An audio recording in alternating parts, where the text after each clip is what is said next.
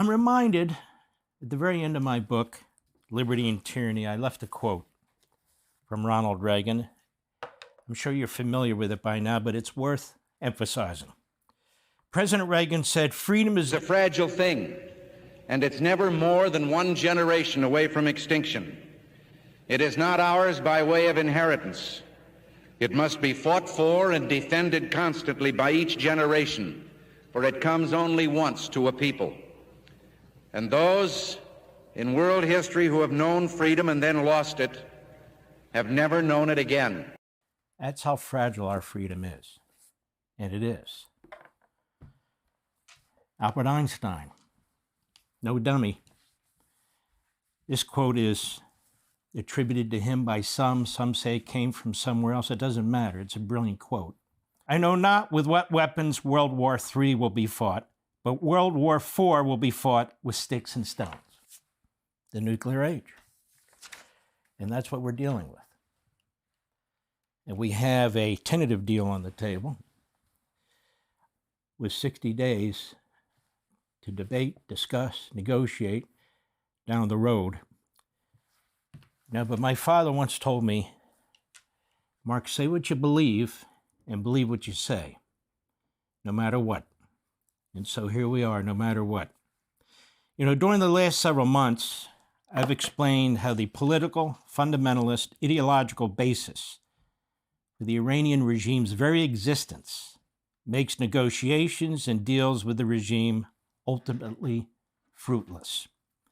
Not because of our president or our secretaries of state in war, no, but because of the regime's belief, their belief system, their very purpose for existence. The Iranian regime simply does not share our Judeo-Christian belief systems and values. In fact, it views Judaism, Christianity, other faiths, and reformers in their own faith as obstacles to Allah's demands and to the appearance of the 12th Imam. Have you heard about the 12th Imam? Simply put, the world's population must either convert or comply, be conquered or eliminated, unless it follows Allah in the fundamentalist, ideological, political way the Islamists demand. All Muslims are not Islamists, but all Islamists share this ideology. The Iranian regime not only rejects the legitimacy of other faiths or any reformation, but it rejects the legitimacy of the West.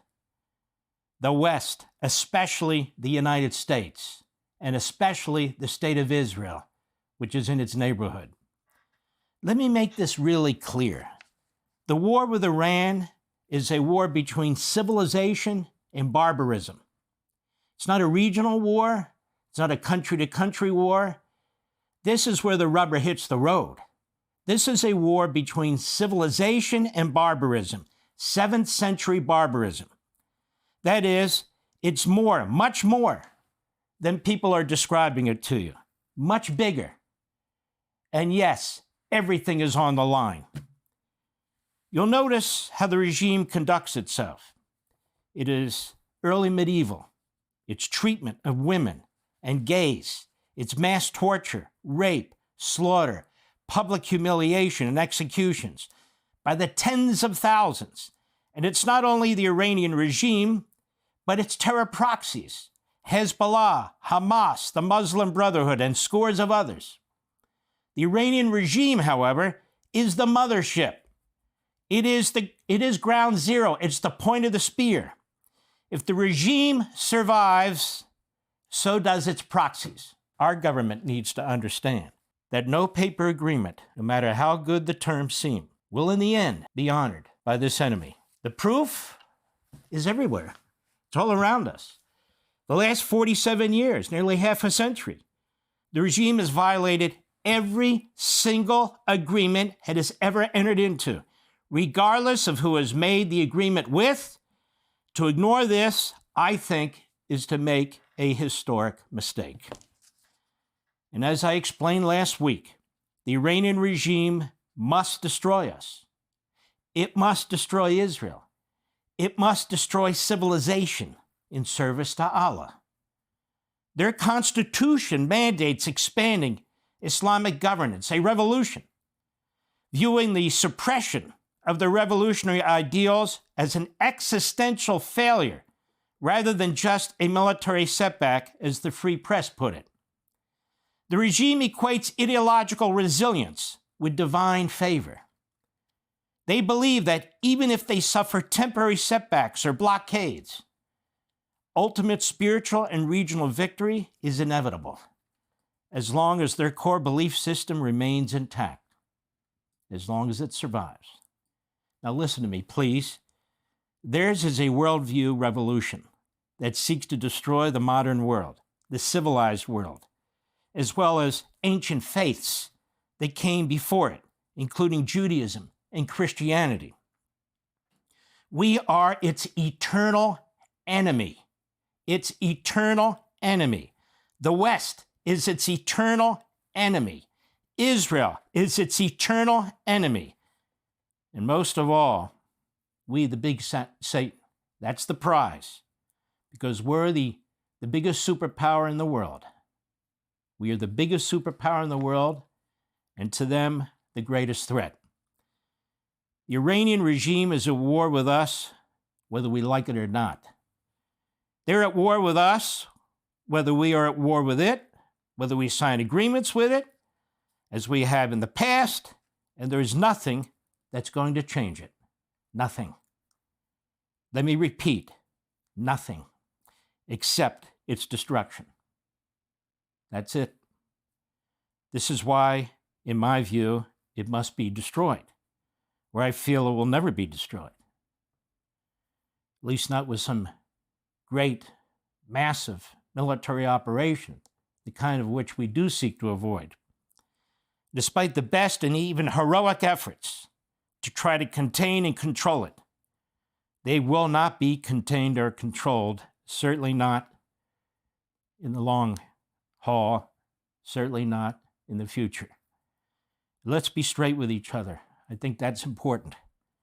Our government and culture are such that we will not be on a constant war footing to address their violations as they reconstitute and reinforce the regime, including with money that they eventually receive from us. Let me put it this way. Our system of government requires regime change in our own country. We have elections. We have political parties. We do this because we do not want permanent administrations in totalitarian government. The Iranian regime and the Islamists do. They do not and cannot tolerate dissent, protest, challenges. To permit such behavior is to, in their view, attack Allah.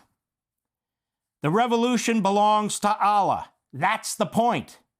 They are not going to give it up.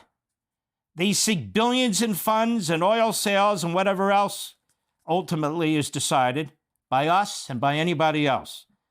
Not to improve Iranian society, not to feed the people of Iran, not to create a civil society, but rebuild its police state, reinforce its military, build thousands more ballistic missiles, and yes, to support its nuclear program, especially after President Trump has left office.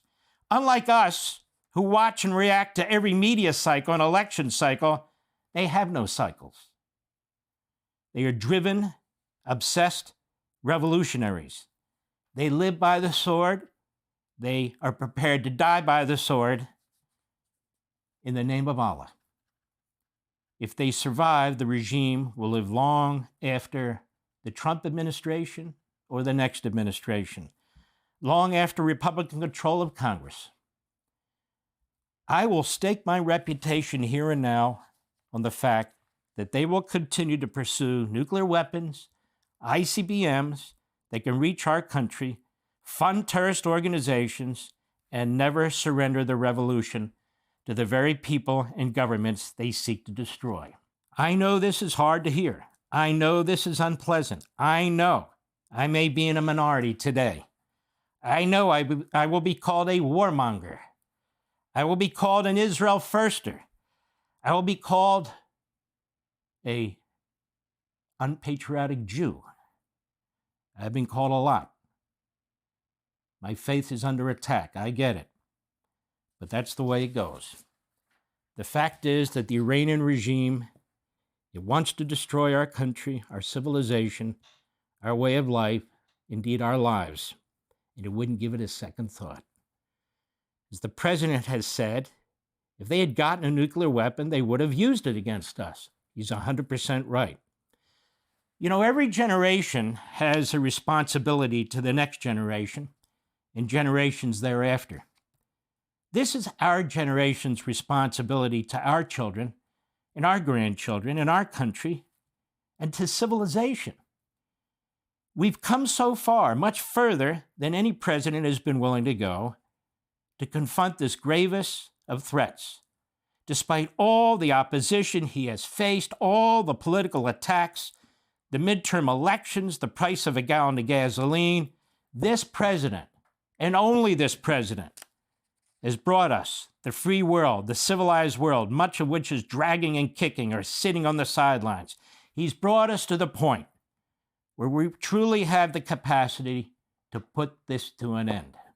But do we, the people of the United States, do we, the people of the free world, do we have the will to see this through? According to the polls, we don't.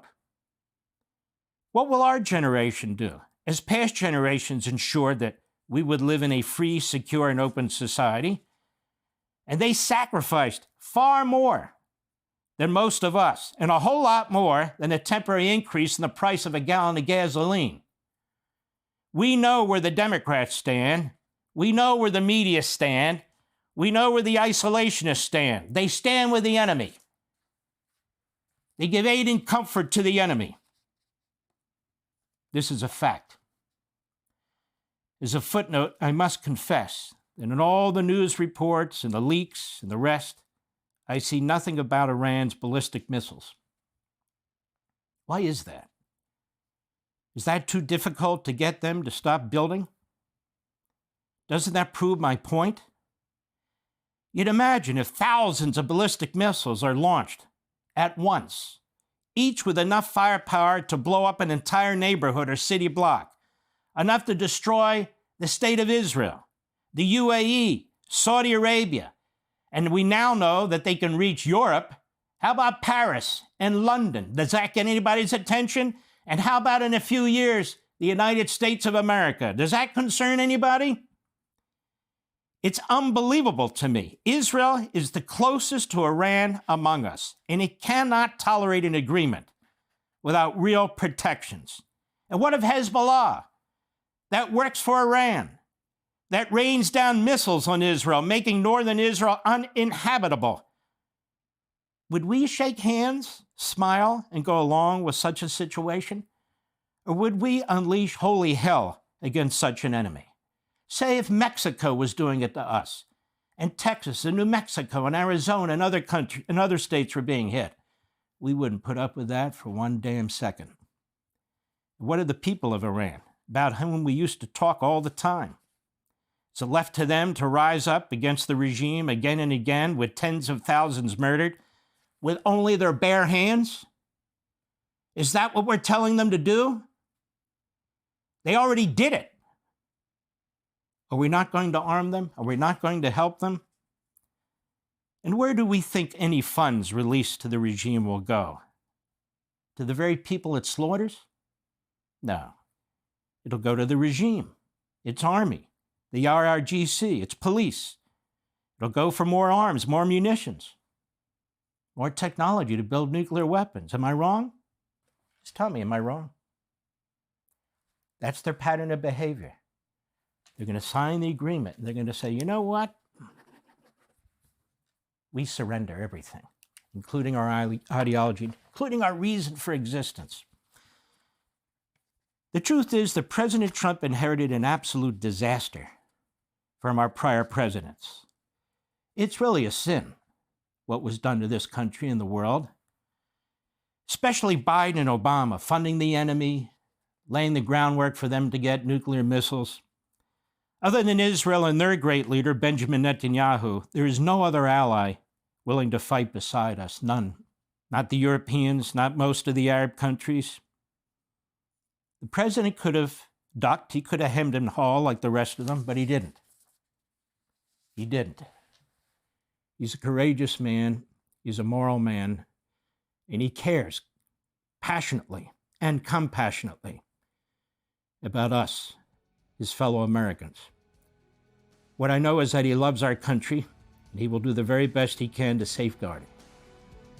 That I do know. And that allows us to sleep at night. We'll be right back. Be sure to like and subscribe for all the Fox News latest on YouTube and catch full shows streaming now on Fox One.